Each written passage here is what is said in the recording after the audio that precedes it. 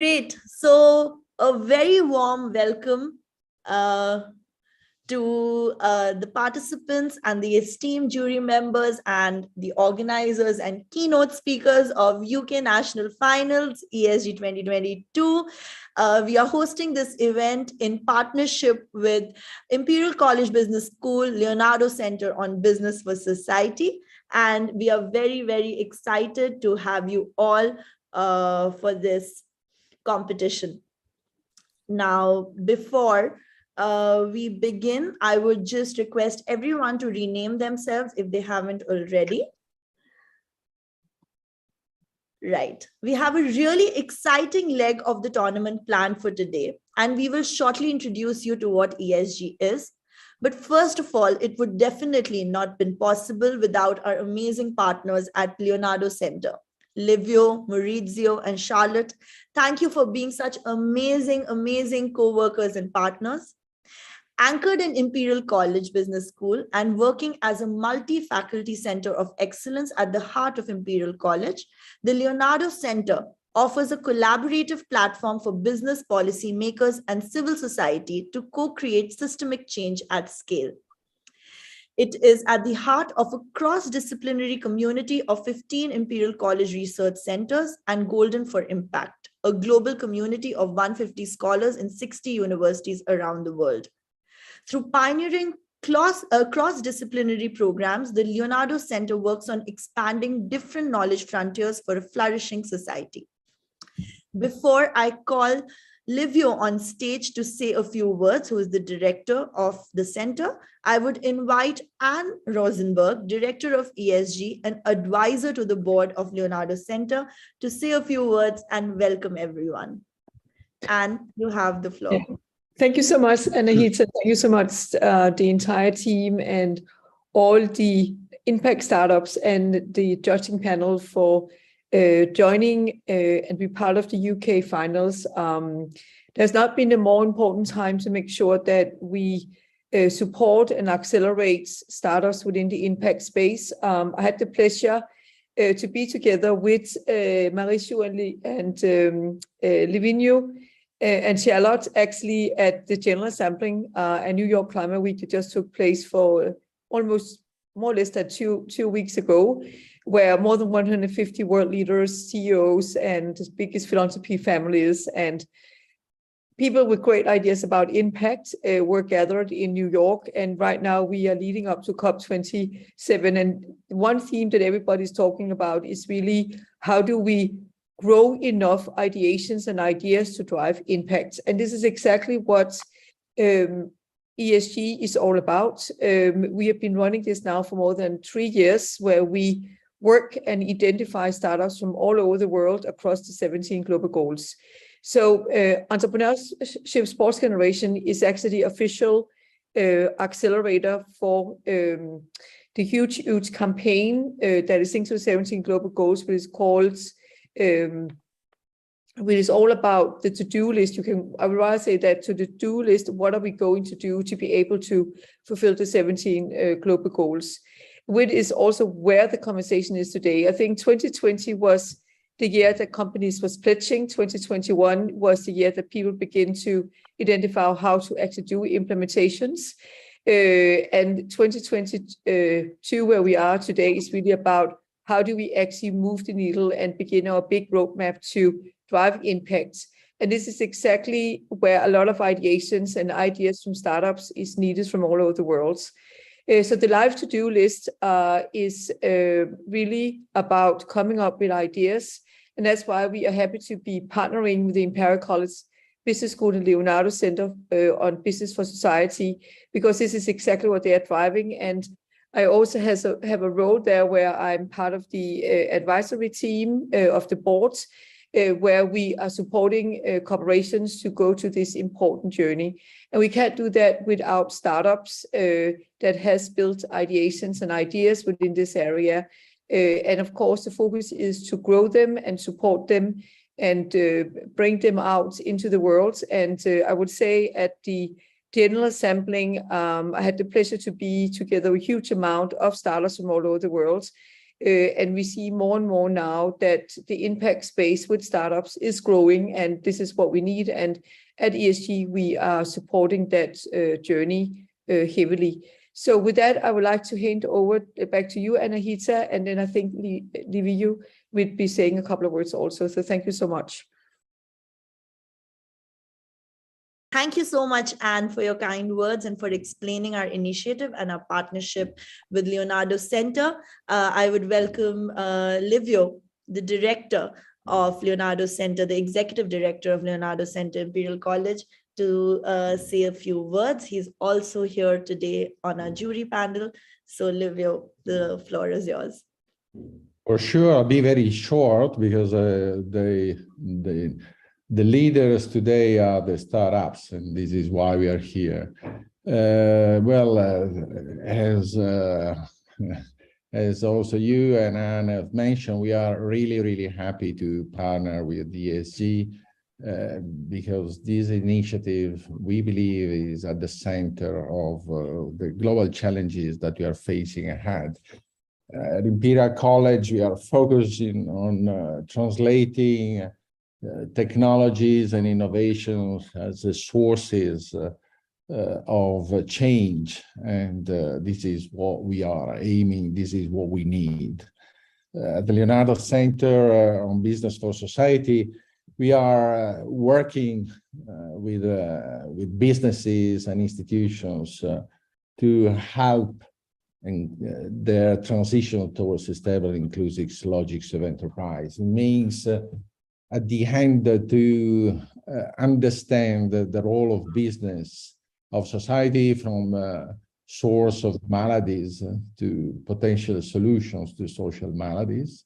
But of course, this shift starts from a radical rethinking of the logics of the enterprise. It means that we have to put environmental and social impact at the same level as economic goals. And we need to look at the contributors in different forms of capital, natural, human, social capital, that each stakeholder is providing to the success of the company in the equal weight, not just in the value creation, but also in the value distribution.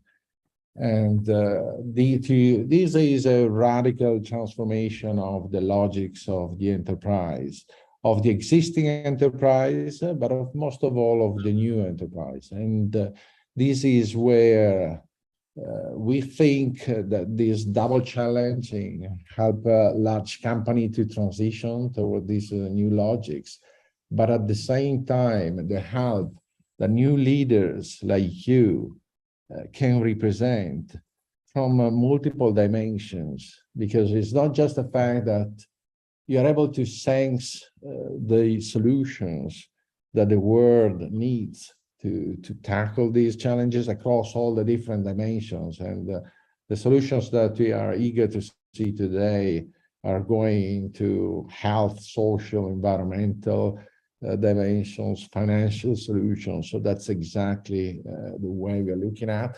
Not just in terms of identifying the solutions, but really make it real and scale it globally, because we need to have solutions that can have a massive impact in a decade that we have ahead. And but also to become accessible to companies, to large companies that need your help to reinvent themselves, and you need them to scale on global markets. So, and this is true for companies, but it's true also for cities, to make accessible not just to multinational, but to communities all over the world. So your capacity to rethink the value chains of every sector and apply in different geographies is going to be a key step in the evolution that we are looking. But beyond the solution, I believe that we are looking at new role models where people like you that have a dream are able to transform this dream in reality, starting from scratch with with few resources and that are looking to find these new resources. So the responsibility for all the ecosystem players is to provide you with the resources and to help you grow. And in some way to translate the values that you are representing to a community of shared values that we are all aiming at. And I believe that you have also another responsibility and another capacity to translate the new metrics. We are looking at new metrics that are going beyond financial performance. And so the capacity to show what is really the environmental and the social impact and how you are able to translate this impact into business model that can be scaled. And so in some way to transition from these financial logics from, let's say, shareholder centricity to the stakeholder and community-based value creation is the challenge that we are facing, and we are eager to see your solutions. And this is a first step of a journey. So these are the finance in UK, but there's going to be European global finance. So we trust that you will have also a global visibility, a global success in your dreams, and we are here to support you. So good luck to all of you. And thank you again to Anna and Aita for the wonderful organization and the support that you're always giving. Thank you. Thank you so much for your kind and inspiring words. Thank you, Livio, for always promoting and supporting, like you say, a sustainable logic of enterprise. And we are looking forward to hear the pitches moving forward. So over the last decade, just a second, we need to create over 1 billion new jobs and ensure we leave a better planet for the future generations, as highlighted by the 17 UN SDGs. We believe that entrepreneurial initiatives are the solution to these pressing issues. The ESG community is on a mission to help the entrepreneurs grow and become global enterprises, creating the better future we all aspire for. ESG is a flagship initiative of the Global Education and Leadership Foundation. At TGEF, we have been working over the past 2 decades to groom ethical and altruistic leaders globally. ESG reimagines entrepreneurship as sport through a uniquely designed year-long multi-level and tier competition consisting of city, national, and confederation events that concludes with an action-packed, highly produced, entirely virtual global finals. For ESG, we have put together a rewards basket for all participants globally. We express our gratitude to all our partners who have joined hands with us. We commit to collectively support all enterprises who have become part of the ESG movement in achieving global reach and scale. The reward bouquet will be available on our platform. You need to ensure you are registered on the platform to avail the perks and rewards. Kindly note that since it's a multi-layered competition with multiple stages, the rewards will be unlocked only after the global finals conclude. As Anne mentioned, we are closely working with Project Everyone, and ESG is the official accelerator to the world's to-do list, an initiative launched during the 76th UN General Assembly in 2021, where many leading companies, including Unilever, Google, Reckitt, and Diageo, have come together to support the UN SDG. So let's begin the movement as we all come together to play for planet. Today, we are pleased to have 3 jury members who are experts in their fields, and it is my pleasure to introduce them. First up, we have Livio Scalvini, Executive Director, Leonardo Center, Imperial College, London. Livio is the Executive Director and leads the Sustainable Development Strategy of Imperial College Business School and teaches venture capital and sustainability. He is the co-founder of Golden for Impact Foundation and CEO of Golden for Impact Benefit Corporation. He has over 25 years of international experience in entrepreneurship, innovation, social impact, venture and corporate venture capital strategy, and investment banking. We welcome you, Livio.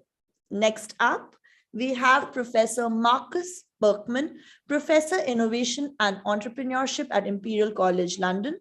Marcus is the academic director of the Imperial MBA and academic director of the Imperial Enterprise Lab.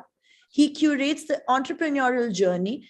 Imperial College London is London's experiential startup program across all of our MBA programs. In his research, Marcus focuses on several areas. First, he studies science-based organization and science-based entrepreneurship.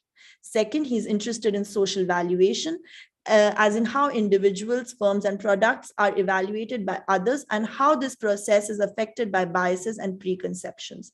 Third, Marcus studies entrepreneurship within corporations. He's co-founding editor of Innovation Organization and Management. We welcome you, Marcus. Next up, we have Richard Bellingham, Director, Institute for Future Cities, University of Strathclyde. Richard is the director for the institute that aims to improve the quality of human life through understanding cities in new ways and creating innovative approaches for living and working in cities across the world. He has over 15 years of experiences developing policy and working with national and international organizations to deliver government objectives. He's a fellow of the Energy Institute, member of the UN Steering Committee for the Earth Observations Toolkit for Sustainable Cities and Communities, former head of energy policy and former head of corporate IS strategy for the Scottish government. We welcome you, Richard. And now, before we proceed to our pitches, I would like to quickly remind everyone about our rules today. You will have about 3 minutes to pitch and 3 minutes for the Q&A session. You will be controlling your own presentation unless required by us, for which you will have to inform us via chat. Please keep yourself on mute when not speaking and keep your video on when presenting to ensure an interactive experience. And now, without further ado, let us proceed to the pitches for today. A Plastic Planet is here to pitch first. If you are ready, please have the floor and we can begin with your pitch. Good luck, Patrick. Good morning, everyone. Thanks so much for having me and thanks for the kind introductions. I'm Patrick. I'm here to present Plastic Free. Given I've only got 3 minutes, I want to show you a very, very quick video, if I may, which will just explain and save me 1,000 words. So hopefully this works okay.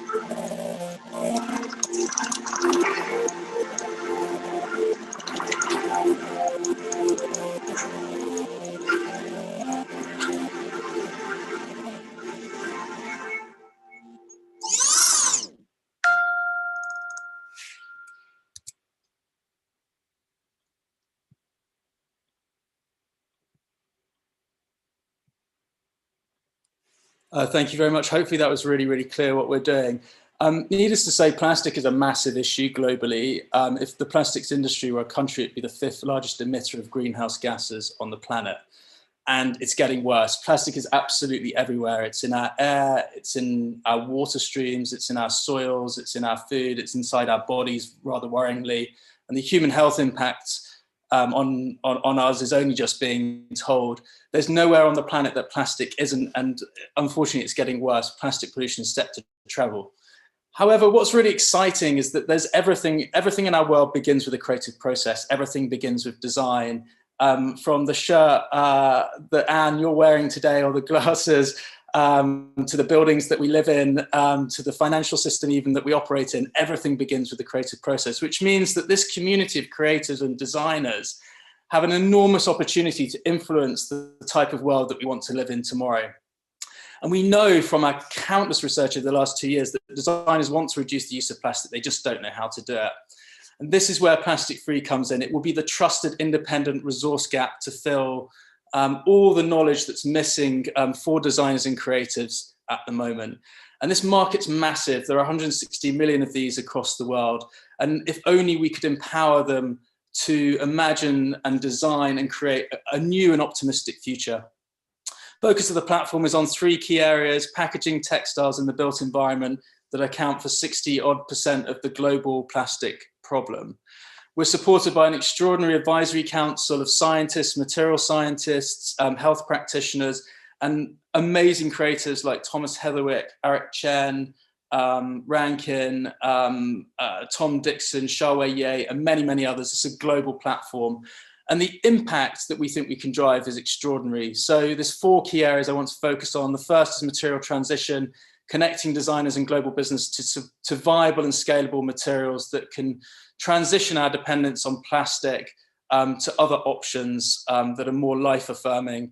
Design innovation, we talked about, Olivia, you talked about industry at the beginning there. We believe industry is the single biggest tool of change. How can we embed regenerative design within major CPGs, major FMCG companies around the world? If they change one unit from something bad to something good, it's billions and billions and billions in the world. Human health, also absolutely, I mentioned already, vital, driving an enormous narrative here, which we think is the special unlock really to get people really aware of the damage that plastic's doing. And then finally, we have a role as the UK lead on the UN Global Treaties Dialogues. So we have influence on UK government policy, which will impact the 2024 Global Plastics Treaty. So we're pushing from the top down as well. Thank you, Patrick. Your time is up. Thank you. Sorry, it's very hard in 3 minutes. I understand. I understand. Thank you. Thank you so much. You can stop sharing, Patrick, and maybe answer the rest of the questions in the jury round. Can we please have the jury members on the floor for the Q&A session?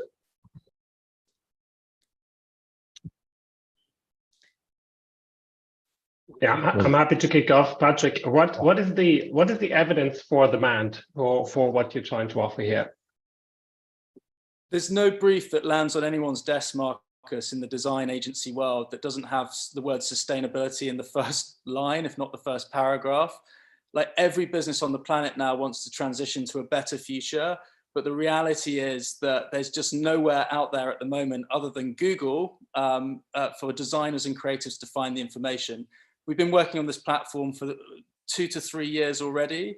We've done countless research. We've done workshops with IBM. We've done workshops with Cognition Foundry. We have huge data points to support this.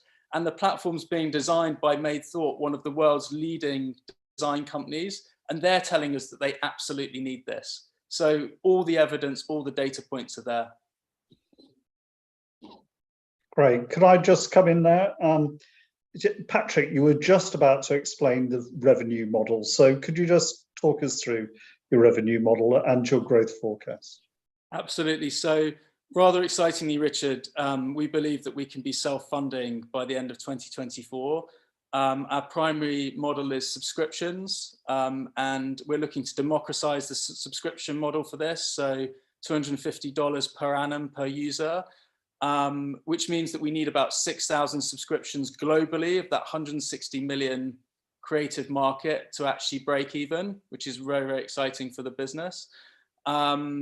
We can also monetize through 3 other revenue areas. One is through education workshops that we're already starting to deliver and prototype. We did one a couple of weeks ago with the British Beauty Council, through events and also through awards. So I think we've got a really exciting business model.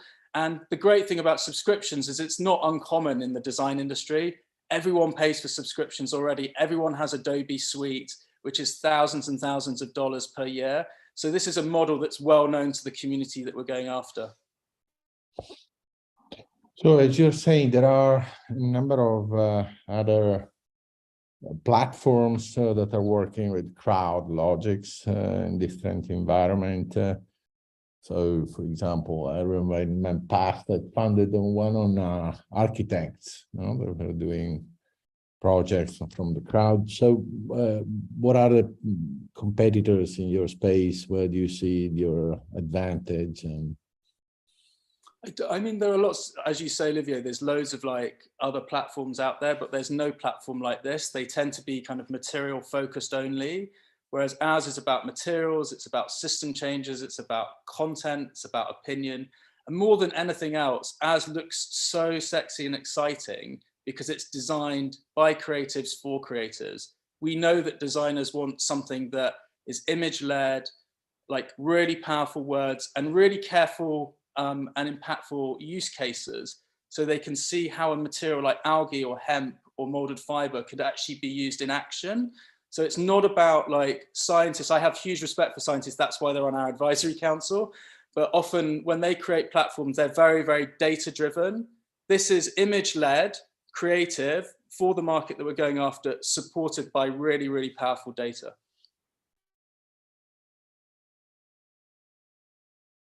All right, any more questions from the jury members? Yeah, do you have big design clients signed up to use this platform already? I mean, it's very, very hard to give you a complete answer to that, Richard, under various kind of NDAs and things that we've got in place. But yes, we do, and they're some of the world's largest creative agencies. We're also, when we were in New York a couple of weeks ago for UN Climate Week, we met with all the kind of really cool creative agencies in the city. What we want to try and do here is create FOMO. So actually some of the agencies that move at a slower pace get dragged quicker forward because the cool kids are leading. And that's often what happens, I think, in these spaces, is that you need early adopters to be the most influential, the most looked for, the most desirable people in that space. And it drags the rest of industry forward. As I also said, though, this is not just about people operating design studios. This is also about embedding regenerative design practice within huge CPGs and FMCG companies, because that moves the world forward a lot quicker.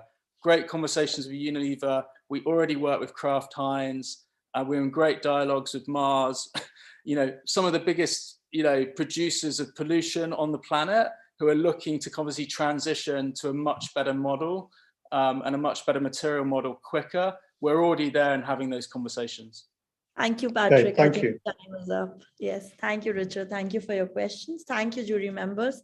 So with that, we'll move to the next pitch. Thank you so much, jury members and Patrick and Plastic Free for your pitch. Next up, we have Network Capital. Varya, you can take the floor and let us know when you're ready with your pitch deck, and then your time shall start. Yeah, great. Thanks, Anahida. And I'd just like to start by saying I love the fact that, you talked about job creation and the changing nature of work, because that's something that we care deeply about at Network Capital. So I'll actually start by why we exist in the first place. First, 90% of the jobs that will exist in 2030 aren't there anymore. We have general ideas of what and where they will be, but the learning, the knowledge, the skilling that will require for people to get there is missing. Similarly, it's not easy to navigate as a young professional or student through a rapidly changing world. If you take an example of someone who graduated in 2019, to the way the world works today is so different, from things like remote work to the themes and topics we are discussing. I recently read something about how AI is now changing creativity. So like the speaker before me, I don't know how design will look 10 years from now, how much of it would be human-led, how much of it would be technology-led, and what does that combination together look like? So in this space of absolute confusion and rapid advancement, what we hope to provide is career navigation and educational support to millennials and Gen Zs from all across the world. Typically and historically, when people wanted to go through reinvention and navigating complex careers, they often went to, master's programs or business schools. Say somewhere in between their career, they pursued fellowships. It's not possible for everyone to keep going back. So our goal is to create Oxford here sort of being a metaphor for an online learning space where anyone can come and grow together on the cloud at 100th the cost.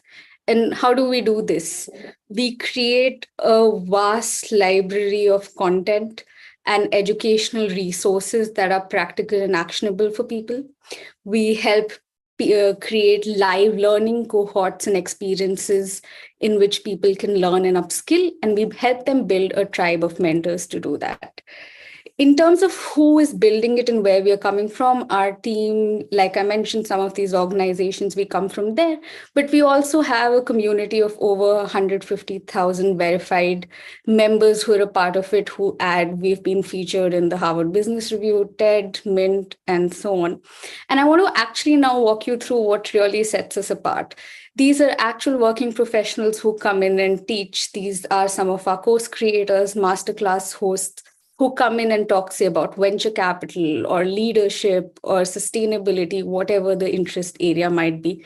We have a community that's in over 102 countries that meets every week online and offline, and learns from each other. We have subgroups through which people can connect, and these are some just images from our online and offline sessions that we have. In terms of our business model, it's both B2B and B2C, which is that people can directly pay to join, or companies can pay for their employees or their community members to learn from us. We've spent $0 on marketing. All of it has been organic through content and community. And lastly, when we talk about impact, we serve as the partners of Government of India's innovation and entrepreneurship policy, through which we provide mentorship to about 1.6 million students across the country. And this is a little bit about what our members have to say. I'm going to leave it on the screen so you can read it. Thank you, Varya. Your time is up. Thank you so much for your pitch. And just going to give the jury members a couple of seconds to go through the last slide before they can start with the question and answers. The floor is open. Maybe we can start with Richard this time, and then we'll move on to the next. Yes, thank you. Could you just talk, you mentioned how you're providing support to a very large number of participants. Could you just talk us how that's delivered in practice? So it's honestly a community-driven approach. So people who come in and teach on network capital are essentially network capital members.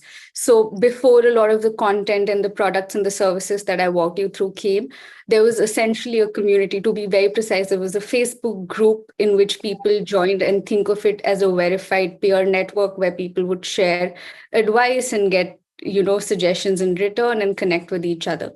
Over time, when we saw potential in the community and the way they were connecting with each other, both online and offline, we built a lot of these services. So for example, 95% of our masterclass hosts are actual community members who are doing interesting things in teaching. For example, right now we have a course on product management being taught by a senior product manager at Twilio. He's been one of the earliest network capital members. He's seen the community grow, and now he wants to give back and teach people. So 95% are community members, 5% we get interest. So for example, you saw people like Indra Nooyi and a lot of other global leaders come in and teach. So they're generally invited by our members. So right now, Indra Nooyi's chief of staff is a network capital member. So she felt that it would be a great opportunity for her to come and teach. And that's how we get a few inbound requests. But it's essentially the people and the way we've got them together around a common purpose of creating better careers and navigating its complexity that makes it possible for us to produce a lot of online learning resources and offline connections. So we have city meetups in most major cities every month. From London to Delhi to San Francisco, everywhere, our community members self-organize themselves and lead these offline events. Thank you. Thank you. Maybe Livia, you had a question, and then Marcus, very quickly, we can just proceed. So you're looking for funding, for support, which type of development? How much do you want, and how do you use these funds for? Yeah, so network capital is completely need blind. All the funding and resources that we generate through network capital, like I mentioned, we have a B2B as well as a B2C subscription model. For B2C, if anyone can't afford network capital, we make it completely need blind. So all the funding and resources that we get, we use that for our impact and reach methods. Like I mentioned, we work with the government of India to provide mentorship to about 1.6 million students. That's a completely pro bono activity that's been supported by contribution and financial support from a lot of members, we received some funding from Facebook as a part of their community accelerator program as well. So all the resources that we get additionally, they go back in either making network capital resources accessible to members who don't have it, or for our work in providing mentorship to school students. Thank you You so much. have an interesting idea there. And you've got quite far. You offer a vast sort of bundle of let's say services, which I guess makes it a little bit difficult to navigate. What exactly you would be sort of considering your strength. But give us some notion of your traction. Give us some numbers, both in terms of the users on each side of the market, and if you have, and how they developed over time, as well as some financials. Just quick numbers on traction. Perfect. So we have about 150,000 verified members on Network Capital. Of this, about 5,000 to 6,000 are paid subscribers. They pay an annual subscription of either $100 or $250, depending on the tier they pick. We have about 20 B2B partnerships. So these are with large companies, fast-growing startups or organizations. These are paid partnerships in which those company pays us annual subscriptions to provide learning and development for their organization. And we support 3 to 4 different partners on a pro bono basis, one being the government of India and a few other educational for-profit organizations where we provide learning and development support. We have a scholarship fund that goes out to about anywhere between 5,000 to 10,000 individuals every year, in which through different means we generate resources so that we can provide career and educational support to them. Thank you so much. The time is up. Thank you so much. Thank you for your questions. Thank you. Thank you, Varya, for the pitch. Thank you, Network Capital. We would be moving to Articheck. We have Anika on the floor. All right. Let us know when you're ready, and then your time would start, Anika. All the best. Hello. Thank you. Let's see. Share my screen.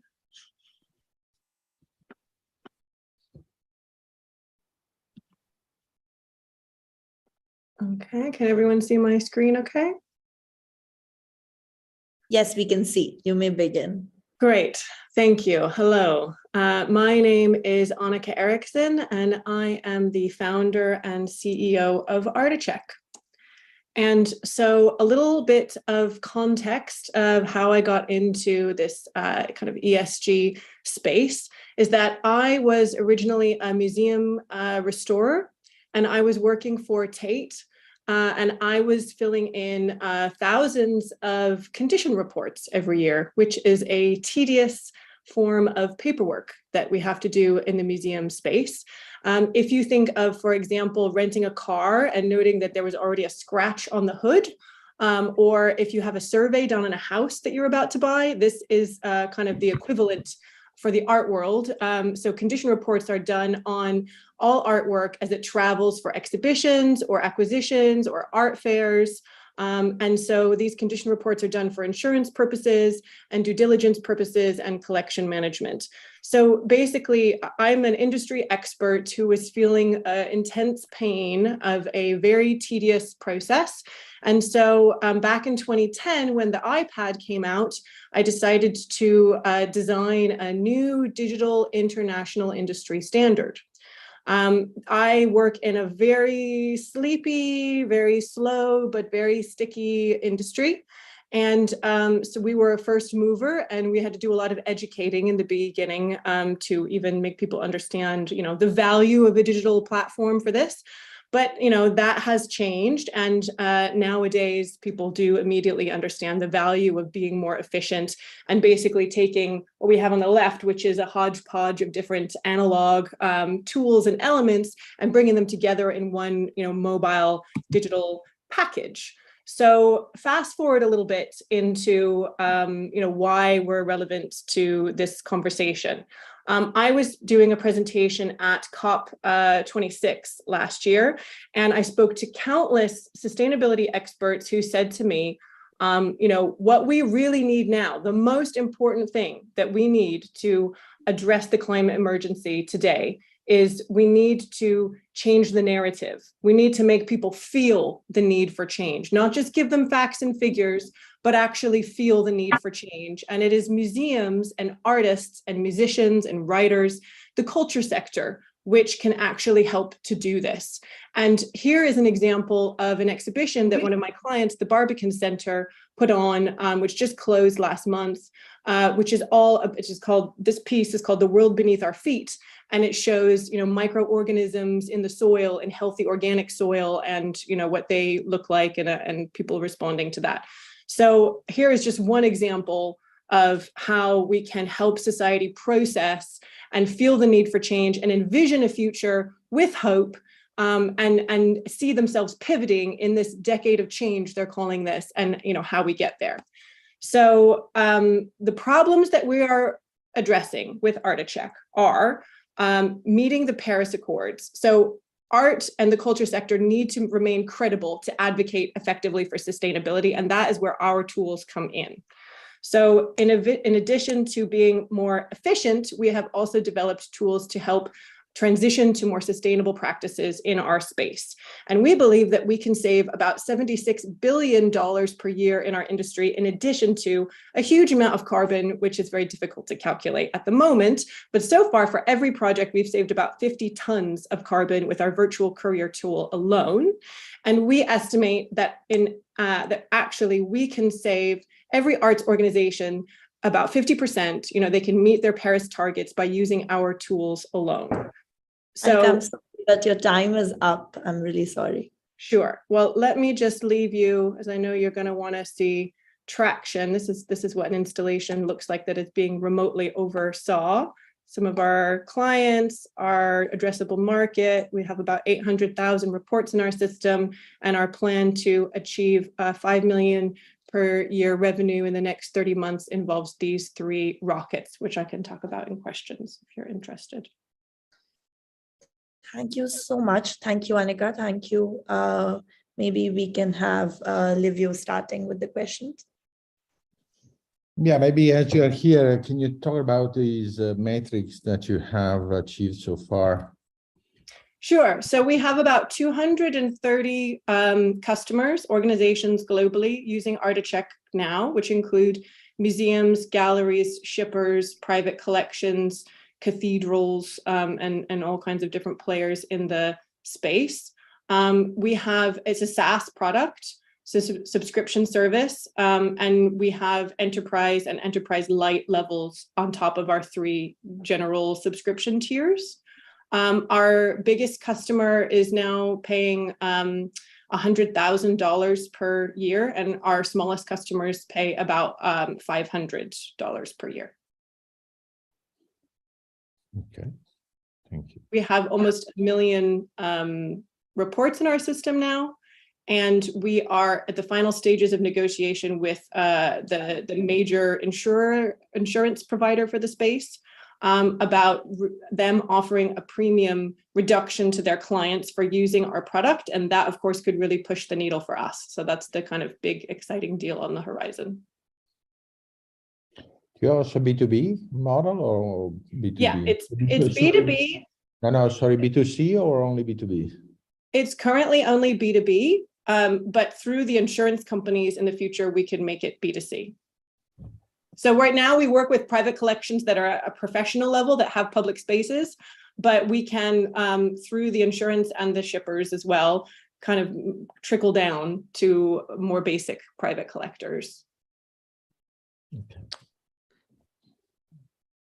Thank you. Marcus, you want to maybe proceed? Thank you for that. So this is very interesting. Essentially, helping to digitalize, a sleepy industry. Very good. So you're saying products. So give us more of a sense of what your products actually are. I didn't get a full sense of what you are offering. Sure. So the first product that we created was the digital condition report platform in order to create a new international industry standard. That was my original motivation. Over the course of COVID, we saw the opportunity to create a new product, which is called Virtual Courier. So the standard operating procedure in the art world is for humans to accompany and oversee all points of transit for artwork in business class. So there's a huge carbon footprint, as you can imagine, associated with that. And because in the course of the pandemic, this wasn't possible, it created an opportunity for us to make a new product to allow people to oversee transit remotely.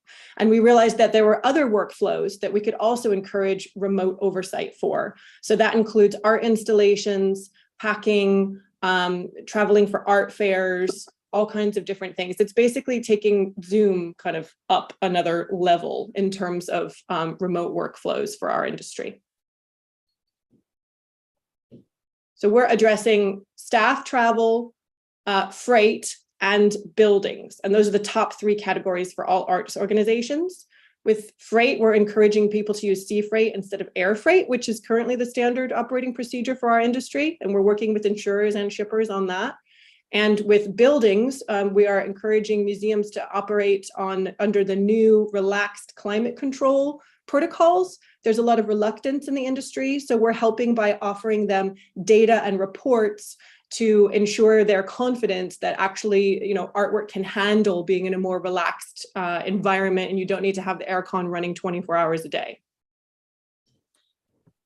Thank you so much. Richard, do you have anything to ask? The time is up though, but maybe for a quick question.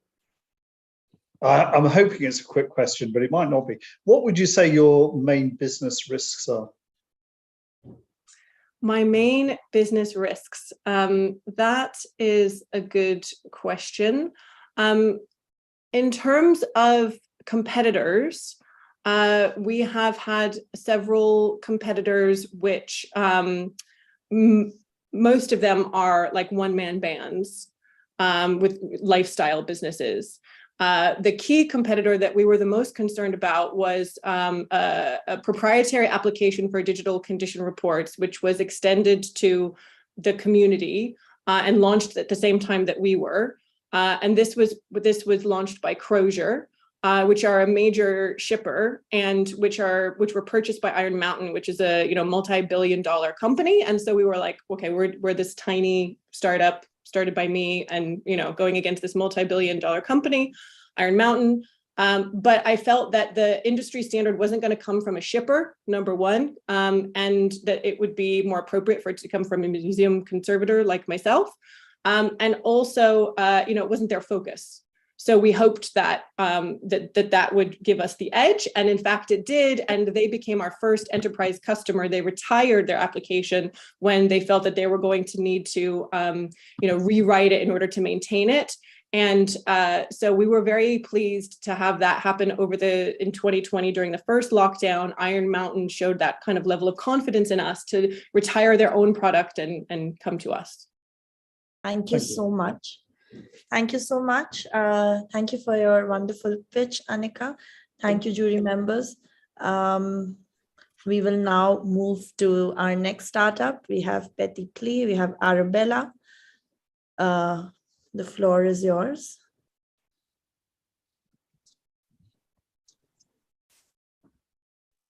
Hello, hi. Hello, Yes. everyone. I'm Arabella, co-founder and CEO at Petit Pli. Thank you so much for taking the time to be here at this panel. I'm just going to load up our pitch deck. One moment. Okay. Perfect. Great. Can everyone see? Yes, we can see. You may begin with your pitch. It's a 3-minute time limit, I'm afraid. Perfect. All good. Petit Pli is a material technology company. We were founded in 2017 when it was just a student project at Imperial College London. Our founder has a background in aeronautical engineering and pivoted his learnings from imperial and aeronautics within deployable satellites and understandings in origami structures to develop a textile which could grow bidirectionally and make the most of auxetic properties in order to reduce the amount of clothes which were used in children's wear.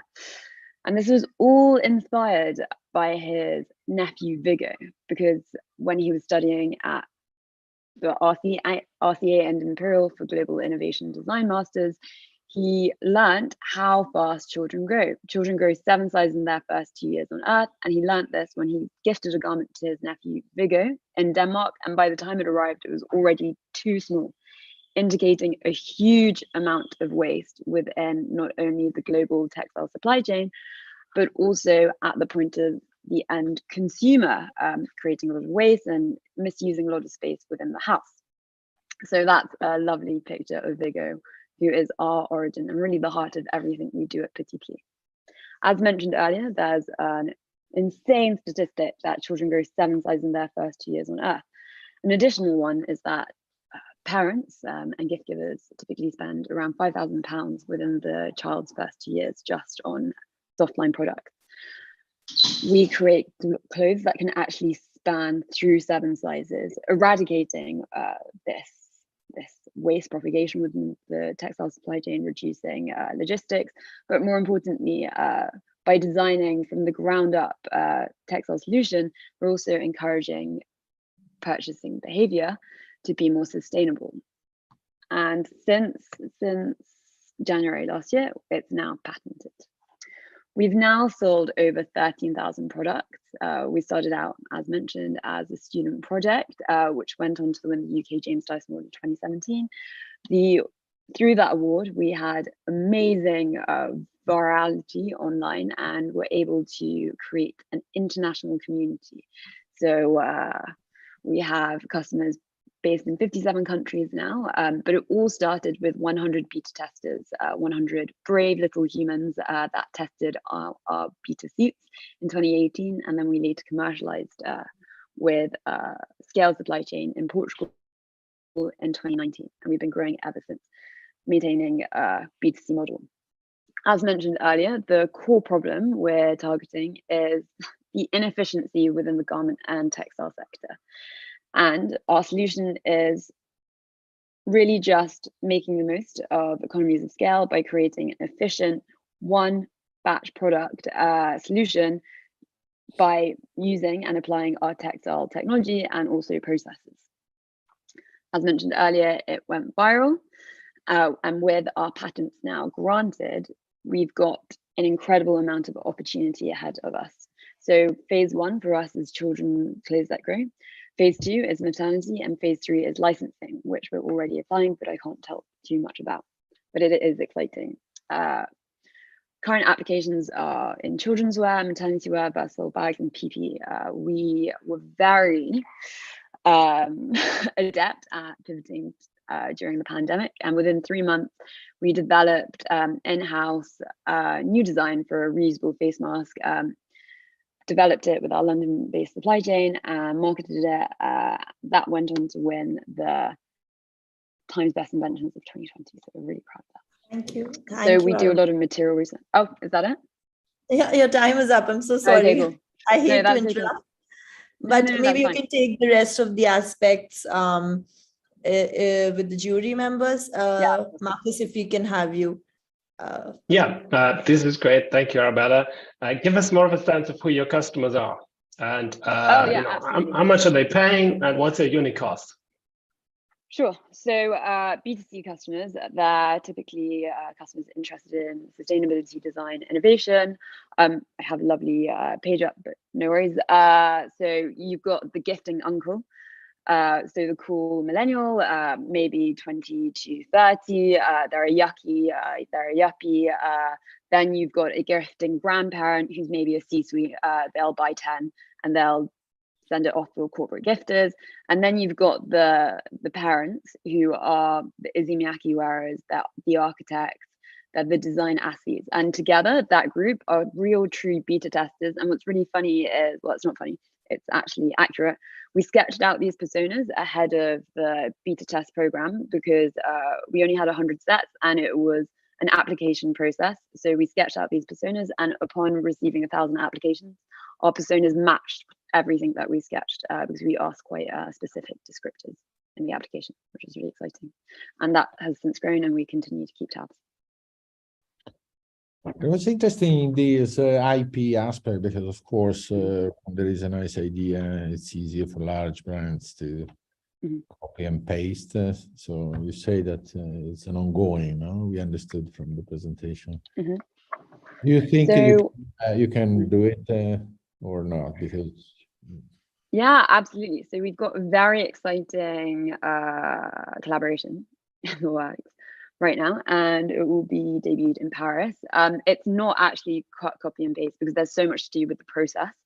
And in fact, when we set up the beta supply chain in London with decentralized manufacturing, when we scaled up in 2019 with our manufacturing partner in Portugal, we actually had to teach them the tooling. And they're one of the best factories in the world. So it's not quite copy and paste. However, from a contractual basis, there is. So the reason why we pivot ourselves in material technology is we do a lot of R&D, and we've won lots of Innovate UK grants. So ahead of the patent being successful, the patent application, we were in the background, becoming at the forefront of our own innovation. So we've tested around 4,000 materials now, and we are at the forefront of our own innovation. So we're a knowledge center as well as a product-based industry. Right, thank you. Can I just ask about, no doubt you're testing resilience, washability, all those things that happen when children are using clothes. So could you talk me through that for your product? Yeah, absolutely, Richard. So that's obviously at the forefront. So they're lasting a lot longer than a traditional garment. So they're made with really durable materials. I'll actually just grab one. So we're using the same material that is used in parachutes, which is ripstop. And the actual design has developed a lot since the first 100 beta testing units. And that's what was so important about the beta test program, to check, it could survive in Singapore, it could survive in Norway, it could survive in America and Africa, all those crazy climates, which are user group, our personas would be visiting, and they would need a versatile design. So we've done all the wash tests, we've done all the Intertech Martindale abrasion testing, so that's all the kilopascals. Everything has passed with flying colors on account of the really specific materials that we're testing, because their end purposes is obviously for parachutes typically. Moreover, because we're using such a great material, and because we have fewer SKUs, because it spans so many sizes, it really works from economies of scale. Okay, thank you. No worries. Livia?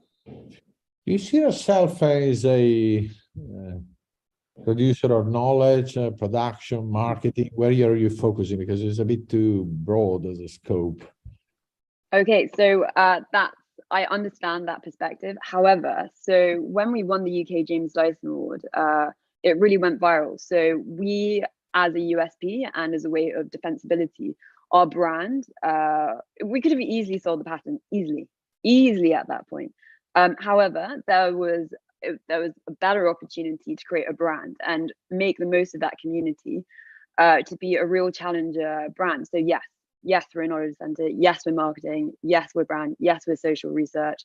And yes, we're doing B2B.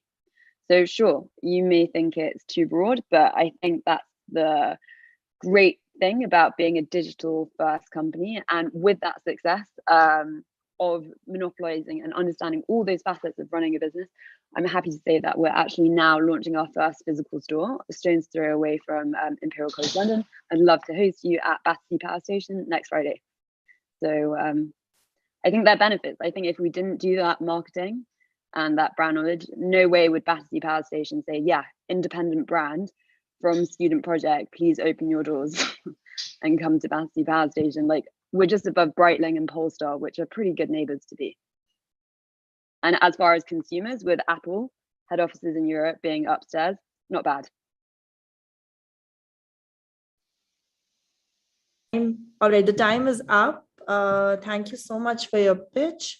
Thank you, jury members. Thank you, Isabella. Perfect. We would be proceeding now to Academic Fish. They are next.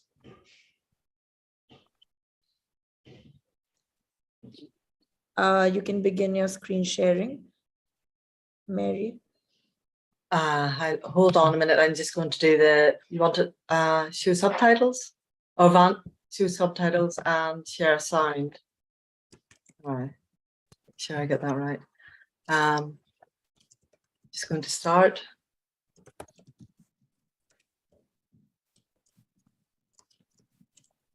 Hi, my name is Mary McIntyre. Thank you very much for this, and I would like to talk to you about Academic Fish.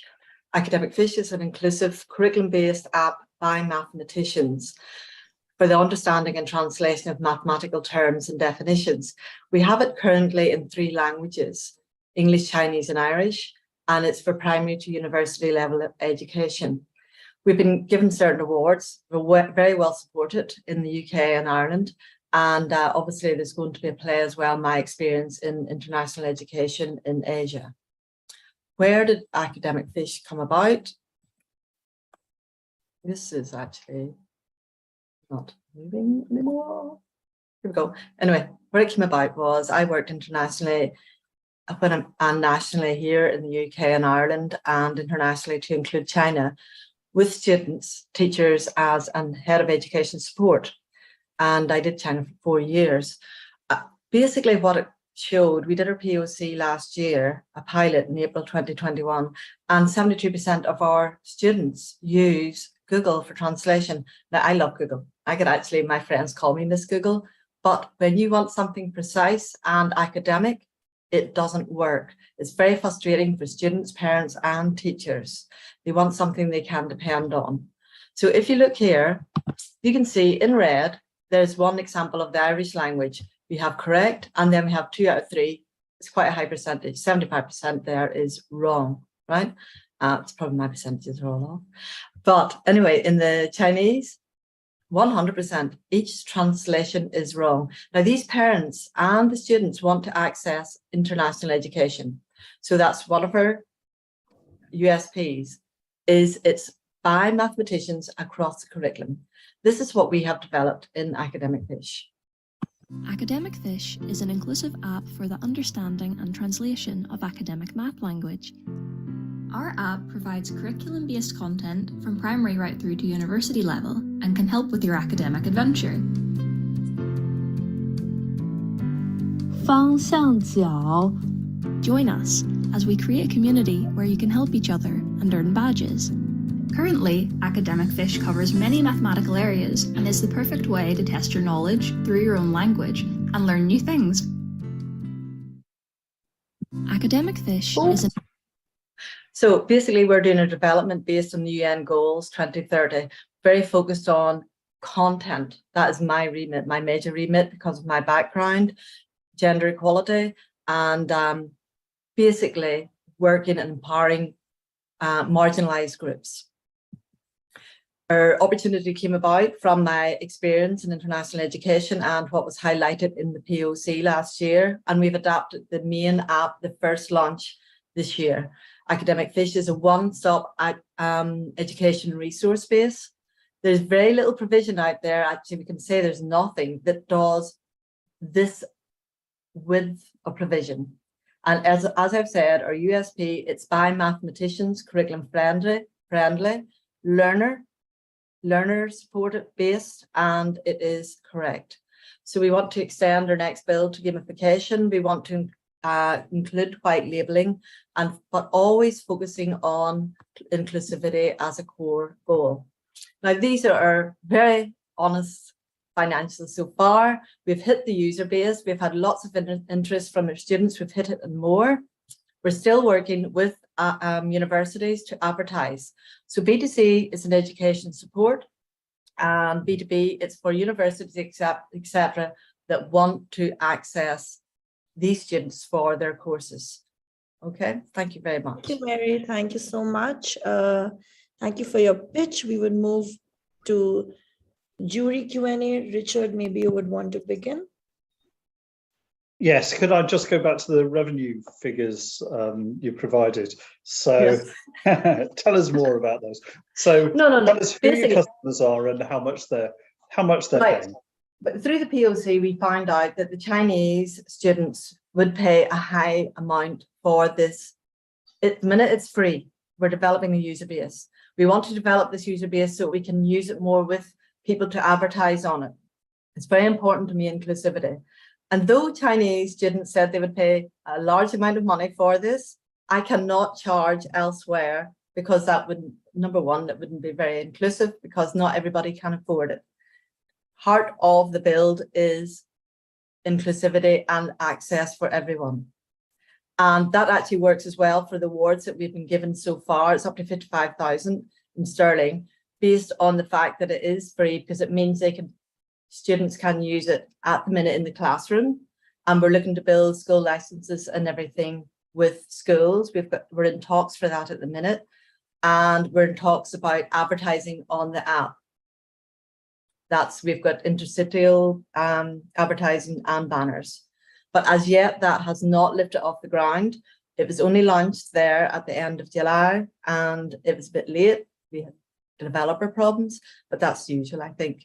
And it's been very, very positive. We've reached Invent 2022 finals, and we're very happy with the progress so far, plus the support that we're getting from different schools.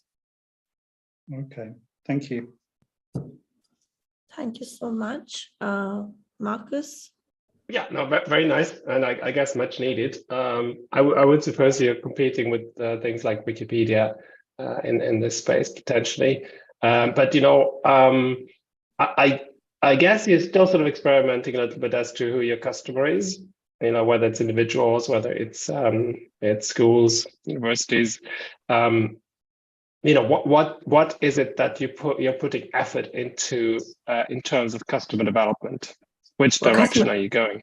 Well, we're very much, because we're tackling the student demographic, at the minute we have just to access China, we've paired with App in China to get the app stores there.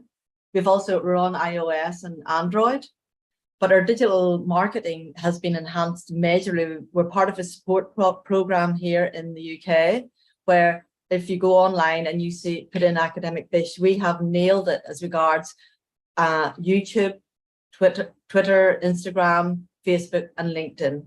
We're promoting everywhere. One, for the student demographic, parent demographic that I was saying to Richard about, and two, for the B2B, for universities and schools to actually find out. So there's a lot of marketing going on that to promote the app. But we needed that, you probably know this, we need that linked with China and an internal business that can get us into the app stores. We have our .com and .cn sites. We've got our social media.com, and we have our Weibo, and staff in each country that link together. And it's very much a very good, clear core team. I mean, it's fantastic. I'm very lucky. The core team is actually very good at what they do, graphic design and marketing. Yeah. Livio? Maybe you can describe a bit your product development. So how do you think of expanding the coverage of the topics, just in terms of languages, but also maybe depth inside each area? Just so I understand, you're asking me how we determine the content. How do you develop the contents? What's your plan of content development? Well, okay, what we have, as you saw there, is audio, written, and pictorial. And we've already received a grant to do videos. It's an extensive grant from the Irish Education Department to extend it to, because I'm in education, so I need to tackle the different learning styles. We're doing assessment to make it a rounded experience. This is the first build. Then the second build is to bring in gamification, so that you, for example, could ask the question, and that would be where the premium would come in. So you can ask the question, and there will be a bank of people that can answer. You will choose awards, and then it's displayed on social medias. So our content is curriculum based. There's a team there. It's IB, the UK, and the Irish curriculum. So everything is decided, first of all, in what is relevant for education and for accessing exams to enter universities. Mary, your time is up. Your time is up, I'm afraid. Thank you, jury members. Thank you so much. Thank you. Bind Ethics, we have you next. We can have you on the floor. Myself. Hello, hi everyone. Hi, can you hear me? Yes, we can hear you. Okay, so let me share my screen.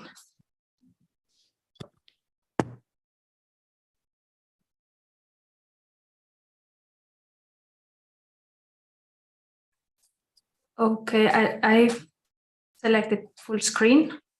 So yes. Okay, so then I'm gonna get started. Hi everyone. I'd like to start by asking you a question. If wood is sustainable and is biodegradable, why is it that the landfill is full of wood-based furniture? Why hasn't it been composted or recycled or even burned for energy production? Well, engineered wood panels such as plywood or particle board, commonly known as IKEA boards, they're made with obviously wood, but they also use an adhesive binder. This binder is made with something, with a chemical called formaldehyde. So what is the problem with furniture? The problem is that formaldehyde is toxic, carcinogenic, and corrosive, and it has been identified by the Scientific Committee of the European Union as one of the 5 greatest indoor pollutants that should be removed from production. Also, its production has a heavy CO2 footprint associated to it. And most importantly, it is because of the adhesive that the final piece of furniture cannot be recycled. Due to new regulatory policies in places like California, engineered wood products have to display a health safety warning. So the solution is an adhesive that is sustainable, non-toxic, not derived from fossil fuels, and biodegradable. Unlike others, the price for adhesive, it's the same as the formaldehyde-based one. And compared to other bioadhesives, ours is completely sustainable and, most importantly, scalable.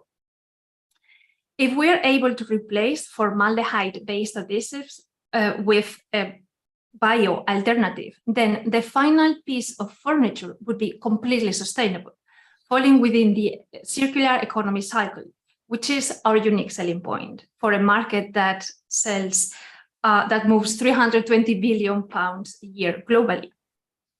Our business model is based on licensing our technology to adhesive manufacturers or engineered wood panel manufacturers directly. We have projected a very conservative £6 million revenue in the next 5 years with a gross margin of 80%. We have letters of intent from one of the largest wood panel manufacturers in the world and also one of the largest chemical distributors in Europe. The idea has been supported from the beginning by the UK government. Bind Ethics is led and run by scientists with a strong business background and, of course, IP specialists. Thank you so much for your attention. Maria, thank you so much. You finished it right in time. So congratulations on that. I'm going to open the floor to the jury members. Livio, maybe you can start. Yeah, sure. Well, it was a nice speech, and we managed to get to the end. So now, well, you state clearly that you are working on the IP So this is protected. So vis-a-vis all the other solutions, this is not. This is a distinctive one, but maybe you could discuss a bit more the size of the market, because you were discussing the size of the market of furniture, not just of the specific value of the solution that you are providing. And so maybe related to that, so unique. Some noise in the background. Come on with the noise.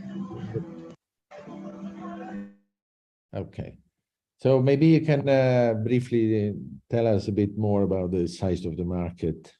The size of the market. So the engineered wood panel market is 320 billion pounds a year globally.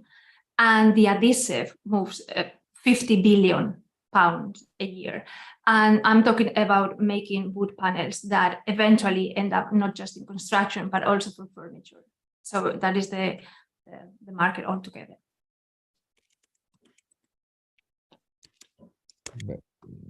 So the weight of the formaldehyde-based adhesive, only the adhesive weight 50 billion pounds. 1/6 of the overall furniture. Yeah. Okay. Richard is nodding. Maybe you can. Sorry, Richard is nodding. There's a misunderstanding. It's not the pounds is talking about value, not weight. I think there's a misunderstanding there between the two. Okay. Yeah, it's probably right. Maybe your product sounds like magic. Maria. So it's sustainable, it's amazing, it's functionally like equivalent, and it's also not more expensive than the other one than the alternative. So the question is, why is not everybody like jumping, and why are you not a multi-billion-dollar company now? Secondly, what are the trade-offs? What are the kind of disadvantages that your product has from the viewpoint of the industrial user? Okay, thank you, Marcus, for those questions. Well, the first question, why I'm not a millionaire yet, is because I only set up the company 11 months ago. So in 11 months, I was just doing it for the scientific product. I knew that this was a problem, and I was doing my scientific research because I love doing that. It was when I was doing that people started approaching me like, maybe you could set up a business, and I started building the business based on I'm a scientist, so based on the product. That was the first question about why am I not a millionaire yet, is because I had to learn some business for that. What was the other question? What is the drawback maybe, or what is it that kind of the risks that I'm going to encounter? So that was really interesting, because when I started doing this, somebody talked to somebody, and I got Castonomo, which is one of the largest wood manufacturers in the world, just like asking me. They came to me and said, like, can you please send a sample of your samples of your adhesives, because we need to turn sustainable. We do have our research, but we need to be sustainable, so please send us samples. So this is how the idea of, okay, so you would produce the adhesive if I tell you how to do it. So the risks to get into the market, I don't really see it, because people are asking for that. And the other example, again, I had my adhesive and I wanted to try it also in the infrastructures that people that make furniture have. So I went to this manufacturer in Yorkshire. They have a 60 million revenue a year, and I said, well, guys, do you mind like trying this out? And they said, their answer of the director of the company was, this sounds like music to my ears, because one of my biggest clients, Sainsbury's, is asking me to reduce my CO2 footprint, and this could work. So far, I'm not expecting to have big trouble getting into the market. But of course, that is my. Time is up, but maybe Richard, last question. Just very quickly. You're targeting a very large market and looking at large scale growth. Can I ask you about without necessarily giving away anything proprietary, but the feedstocks for the availability of the feedstocks for your product. Thank you, Richard, for that question. And I can only say, and I wish I could just be talking about the scientific, but that is the part that we're also protecting at the moment. I can only tell you that I managed to make the adhesive from a source of food waste. So it is food waste. So that's why I'm going to have a little problem with the supply chain, because it comes from waste, and that is the waste goes to the bin. So I need to start turning that into a reagent that everybody can use. Thank you. I see. Thank you. Okay, so I'm afraid the time is up. Thank you so much, Maria, for your pitch. Thank you, jury members. Now we are moving to the last pitch for the event. Thank you so much for your patience. And we would be proceeding with Yuba Cheste. Please. Yeah. Of course. Share your screen. So I think you see now my screen? No, not yet.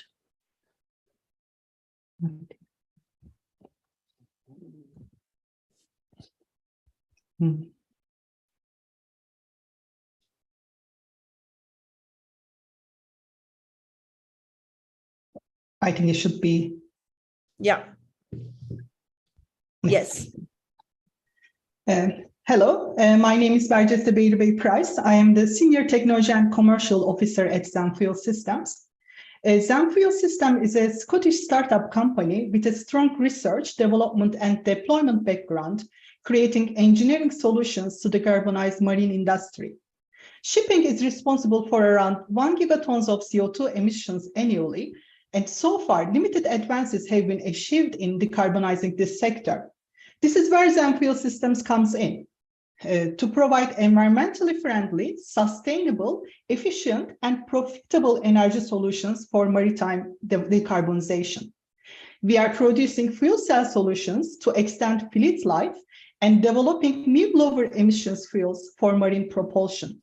We estimate that our ammonia fuel cell shipping concept could address 20% of the global shipping market, that is 0.2 gigatons CO2 annual saving globally. Our unique technology allows us to directly convert ammonia to electricity, which is a game changer due to multiple advantages compared to the competitor technologies. As a fuel, ammonia is easier to transport and has higher energy density and existing infrastructure compared to hydrogen. Our technology does not release ammonia into the atmosphere, does not produce NOx emissions, does not require any cracking and purification processes, and has higher efficiency. As a part of our business model, we have validated our technology by Clean Maritime Demonstration Competition. We achieved 100% ammonia conversion and 250-hour cell durability. After the CMDC project, we successfully tested a 100-watt bundle on direct ammonia. We also achieved positive preliminary results on methanol fuel cells. We are in the process of securing our technology by getting it patented. Now we are continuing building our team and developing the product and our corporate identity. We aim to deliver low carbon solutions to market by 2025. We have secured 500,000 pounds in grants so far for multiple projects to achieve our goal with our partners. We target boat and ship producers and users and port authorities for stationary and mobility applications. Zenfuel System is a successful TechX pioneer, and our core team members are experts in fuel cell and energy conversion technologies. Our CEO, Professor John Irvine, is an award-winning and world-leading expert in the field. Our advisory board is a group of leading experts in the field and help us enforce our mission to decarbonize marine industry and to contribute to greener future. Thank you. Thank you so much. Thank you so much for your pitch. Well before time, I would like jury members to note thank you. that she finished her pitch 30 seconds before the time. And now I would open the floor to the jury members to ask their questions. Maybe Richard, you can begin. Yes, no, thank you for that. Very interesting. Could you talk us through your proposed path to market for this product? Yes, it's just the first goal is just we want to produce our first production on product on the market. Sorry, and then we are planning to. It will be a 5 kilowatt auxiliary power unit fueled with 1 kilowatt fuel cell. So this is why it's just that it is important for us because it will be our first product on the market, and right now we are working on the developing this. And this auxiliary power unit will be tested on the small boats, fishing and diving boats. So it will be a demonstration on the boat in the water. I maybe should have explained a little better. I was really thinking about who will your manufacturing partners be, your distribution partners, etc. Oh yeah, we are right now for the. I apologize. Can you ask the questions again? It's just for the. Yes, so once you're in the market, it's who's going to make this product, who's going to distribute it, who's going to support it for your customers. Are you at that stage? Sorry, is my mic not clear? No, we don't have the first product yet. We are working on it, and then we are collaborating with the port authorities and the boat. We are collaborating with some boat producers as well, some fishing boat producers. Okay, no, thank you for that. Livio? Elaborating on this, because this is going to be the product is interesting, but it's not clear, as we're saying, who is going to produce it, when you are going to be ready. Imagine that you have the product, it tested effectively, and you want to promote it in the market. Who's going to produce it? Who's going to buy it? You are going to do it. Yes, right. We will produce it. So have you done some estimate in terms of building this capacity? Because, when we are doing that, for example, when we are producing that 100-watt one, it's just that it will happen. We were collaborating with the other ceramic producers. So it's just, and then we were producing there and then testing in our facilities. So we can continue this, or the other plan, just the option could be if we get to the higher funding, then we can secure our production place facility as well.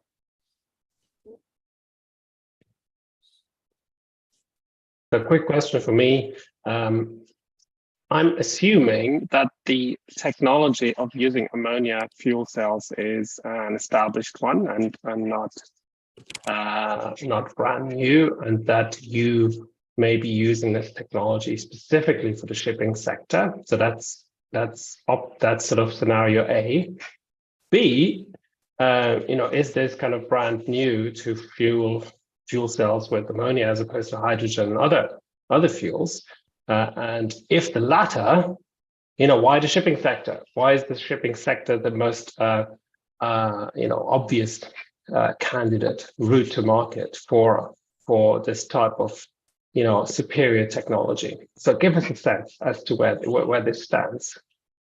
Yes, it's just first of all, I want to highlight something. It's just, yes, there's other ammonia fuel cells, but I highlighted the other ones. It's just cannot directly use ammonia. They need to cracking processes. So that pre-cracking and purification was cost a lot. And then our technology can directly, we don't need that pre-cracking one. And this is because the salt oxide fuel cells, higher temperature. And again, there is some salt oxide fuel cell direct ammonia trials in maybe a couple of university and things, but they are all oxygen ion conducting. We are using proton ion conducting electrolyte, which allows us, there is no NOx emissions. The other SOFCs produce NOx. So, and then there is no proton conducting direct SOFC fuel cells using the direct ammonia. So this is the new excess There's So no why other one. why the shipping sector and not, you know, stationary heating Yeah. at home or cars or whatever? Because shipping sector is the most abandoned industry in the decarbonization side. So in the other industries, there are some targets, but here not. And then also, and the other thing is just for the stationary one, maybe hydrogen could be an option. But the shipping, yes, hydrogen still could be an option. But for the long distance shipping, long distance is heavy ones. It's just hydrogen is energy density is not good enough, so it should be a liquid fuel. So this is why ammonia is so important for shipping. It's just because for the long distance, ammonia is the most closest fuel we can compare with the diesel. It can replace the diesel. I'm afraid the time is up, jury members. Thank you so much for your pitch. You're welcome. Thank you. Thank you. Thank you so much. So with that, we come to an end of a really interesting round of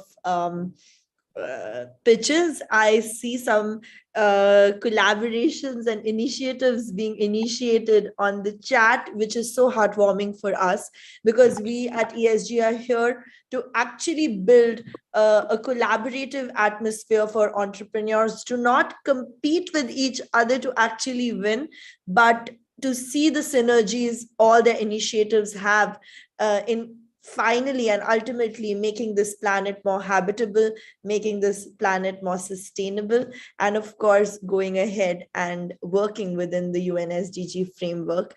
So I think UK has really lived up to that vision, and truly a great series of events and pitches. Now I would like to proceed to the jury deliberation round, wherein I would request the jury members to move to the breakout room, where someone from our team will join you while you deliberate on the scores. Meanwhile, I would request the entrepreneurs to kindly wait with us here while the jury gets back with the scores, and then we would announce the scores in about 10 to 15 minutes. Of their deliberation, and the winners would be before us. So would request the jury members to please proceed to the breakout room.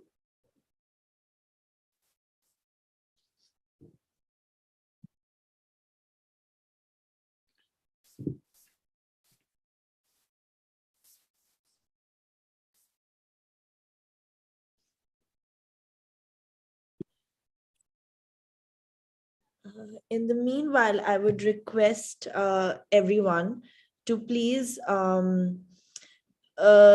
put in your email addresses, your Instagram, Facebook, LinkedIn, all your account details, so that you all can keep in touch with each other and we can also keep in touch with you.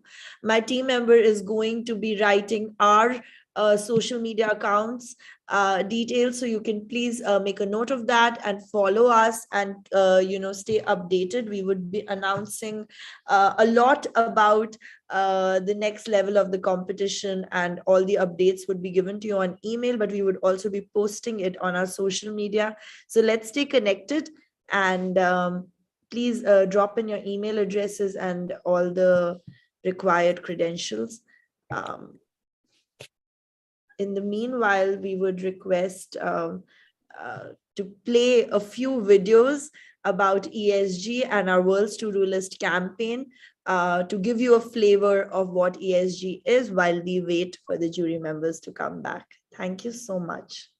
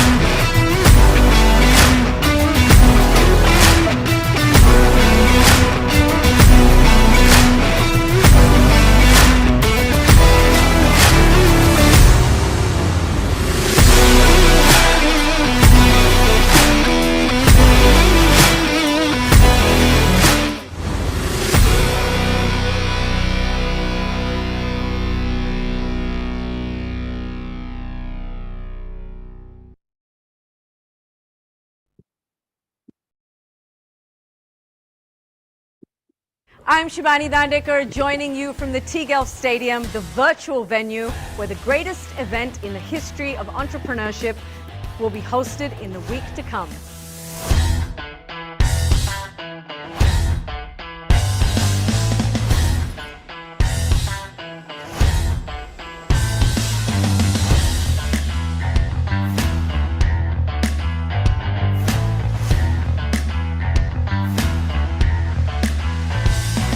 It's got everything you expect from big sport, passion, fierce competition, fans, cities pitted against cities, countries competing against countries, loyalties and support.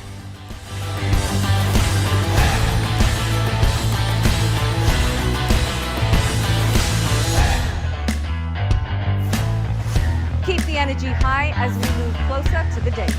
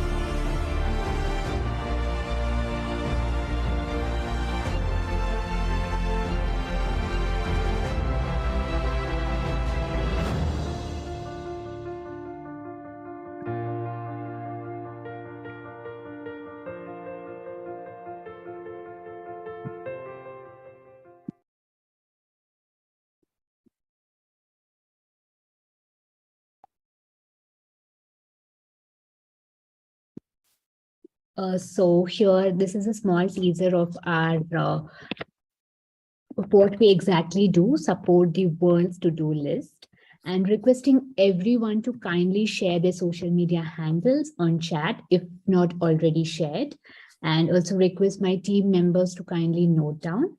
And now let us break for a short thing, unless and until the jury members deliberate. So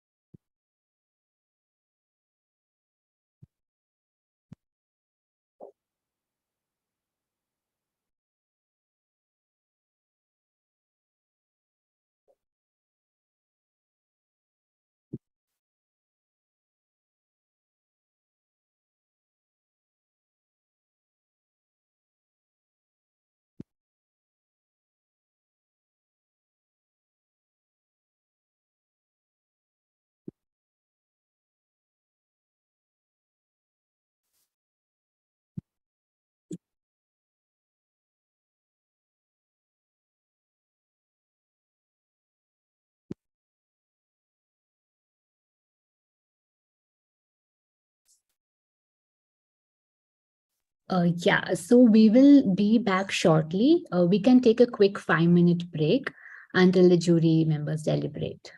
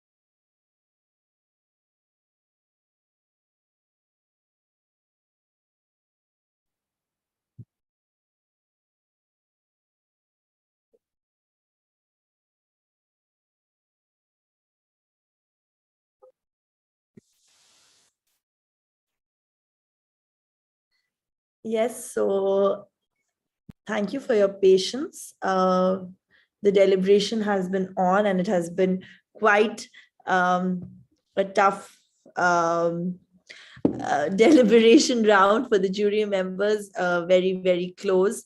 And we are, I think, almost done with the finalists. And I think in a minute or two, the jury should return with the names. So thank you so much for your patience. I hope you enjoyed the videos, and just give us a moment before we return with the results.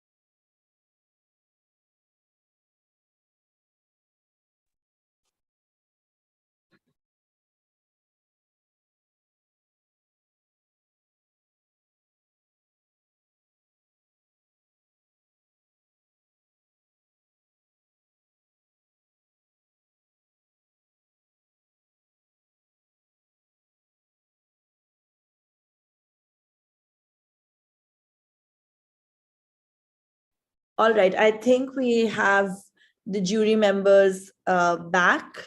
And thank you so much for sparing your time for a rather elaborate deliberation. And now we have the winners before us for ESG 2020 UK National Finals. We would be going ahead with the announcements that you all have been waiting for. So for the winner for ESG 2022 UK National Finals, can we have the slides up? All right, my team is asking me to wait for a second. They want to elongate the excruciating wait. I think just give us a moment. Yes, so it's all up. So now, the ESG 2022 UK winners, we have 2 winners and 1 surprise. So for the first winner for ESG 2022 UK National Finals is, drum rolls, Artie Check. We have Artie Check as the winner. Many congratulations to you, Arabella. Would you like to come forward and say a few words? Annika. Thank you. Thank you so much. I really appreciate your vote. I don't know what to say except for thank you very much for choosing Articheck. And I really feel that there was some very interesting other businesses. So thank you. It means a lot. All right. Thank you so much. I just want to say that it was really impressive what you are doing. Like you said, digitalizing a sleepy industry, which is something that really struck a chord with me personally. So congratulations to you. Very well deserved. And thank you so much for your pitch. Thank you. Next up we have the next winner for ESG 2022 UK National Finals. We have Bind Ethics as the winner. Please, can we have Bind Ethics on the floor? Maria. Thank you so much. Thanks so much. Would you like to say a few words about the event? It really means a lot to me because, as I said, the company is only a year old. So this is great support, and I really believe in the product, in sustainability. I am so happy. I'm so happy. I'm really, really happy.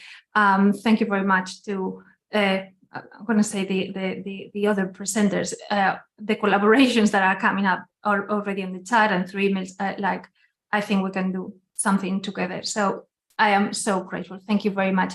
And thank you so much for the organizers, because I can imagine that organizing this event cannot be easy. So thank you and very well done. Thanks.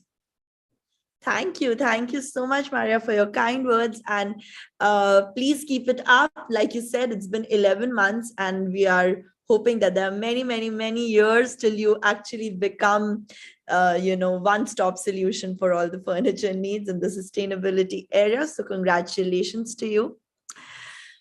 I would just like to add, before I announce the special mention for ESG 2022, that we are so pleasantly surprised that most of the presenters today have been such strong, powerful, confident women. And it is really heartwarming because we really feel that entrepreneurship, fortunately, unfortunately, is mostly a male-dominated field. And to have such confident ideas coming up and such wonderful solutions coming up, it has absolutely been heartwarming. And now for the special mention, that all the jury members truly believe that you should deserve a mention for the work that you are doing as a vote of encouragement. We have Zem Fuels Limited. So congratulations to the team. Could we please have you up to say a few words? Thank you. It's hello and thank you. It's this and it's very appreciated for the support, because it is really that the climate change and that decarbonizing the old industry is so important and needs to be urgently supported. And it's your votes are supporting us. It's so precious. I'm so thankful and appreciated for it. Thank you. Thank you so much. Thank you. And with that, we would like to conclude, but I would just like to bring the jury members up on stage to say a few words about, the event and what they felt and what do they really thought, and some thoughts about, generally the presenters and the entrepreneurs who have come and pitched today. Could we please have the jury members? Well, first of all, I would say that, as you mentioned, it was really impressive to see this concentration of female entrepreneurs, because the stats are telling a completely different story so far, but the world is changing fast, and so that is already a concrete evidence of this shift. We fully understand that 3 minutes, it's a tough challenge to present all this complexity, and we see that, of course, we were sometimes it was hard for you to present clearly all the components, and sometimes also hard for us to detect all the effort that you have done in achieving those impressive results. As all the startups is a long journey, and so everybody needs to add some pieces, collaboration, advice, insight. And we are sure that this is a step, and with the help of many of the people that you will encounter, mentors, investors, teams, and so on and so forth, you'll be able to further expand those wonderful ideas to all of you. Thank you, Livio. Marcus, Richard. We lost. Yes, we can. I don't think we can hear you, Marcus. Can you hear me now? Yes. So sorry. It was an honor to be able to to listen and deliberate on such wonderful propositions. I always found what's really key is the jump in improvement over existing solutions that a new product proposition brings. And so I think we see this in both of the winners very clearly. They both deploy and leverage technology to deliver a market improvement, a jump in improvement over the existing solution, whether it's digitalization in one case or a new chemical compound that could, if delivered at scale, revolutionize the way furniture is manufactured and disposed of. So both of these deliver this potential jump, and I wish you, both of you, but all of the others as well, good luck in converting those, those potential and initial solutions into broader solutions that are widely adopted. Thank you so much, Marcus. Can we have Richard, please, to say a few words? Yes, thank you. No, thank you to all the people presenting today. It was great to see your passion and energy and the amount of effort that you put in, not just to this presentation, but to getting your businesses where they are today. It's not easy. It's a long, hard road to go down, but many of you are making, a really great progress, and you're tackling big issues that, if you're successful, will make a huge difference to the world. And so, thank you for making that effort. Most people aren't, so you're making a real difference to the world. Thank you so much. And once again, congratulations to Articheck, and congratulations to Bind Ethics, and a special, of course, vote of encouragement, not only to them, but to all the participants. It has been such a great event, and would like to close the event with a few words. Anne, any thoughts about? First of all, I want to thank all the startups for what you do. And because there's no doubt about it that the disruptive mindsets that you have is required to disrupt some of the existing industries and older industries and companies to be able to move this 360 change that we need to see. And then I want to thank all the judges that I know have been enjoying this as much as we have.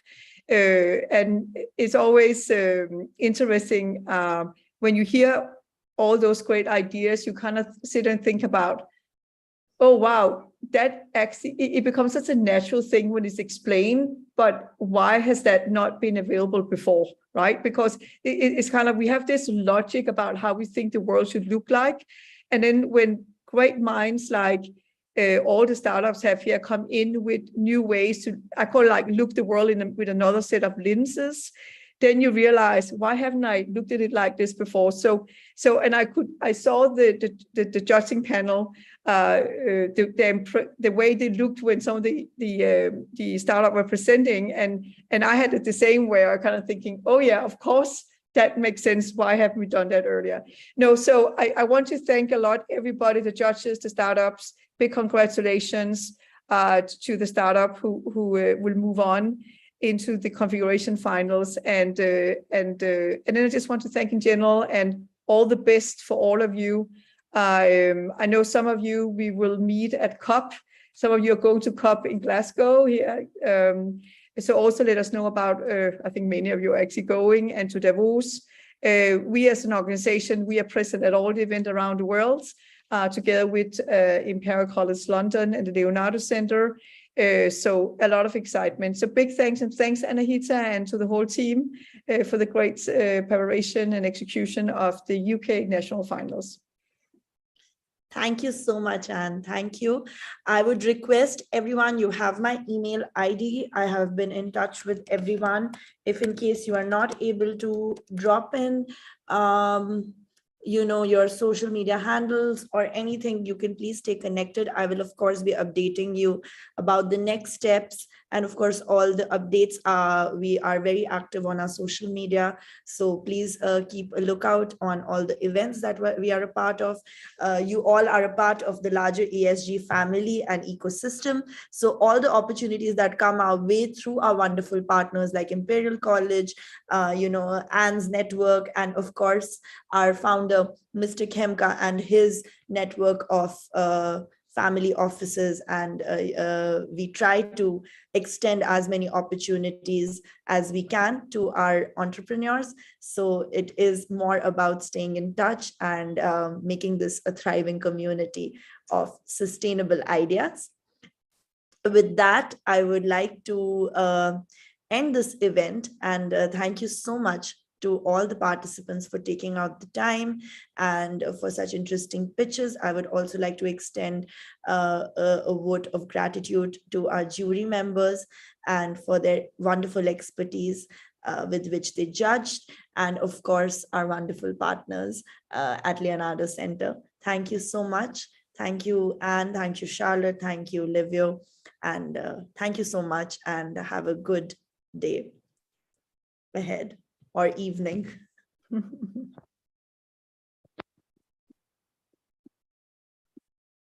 Thank you again. Thank you so much.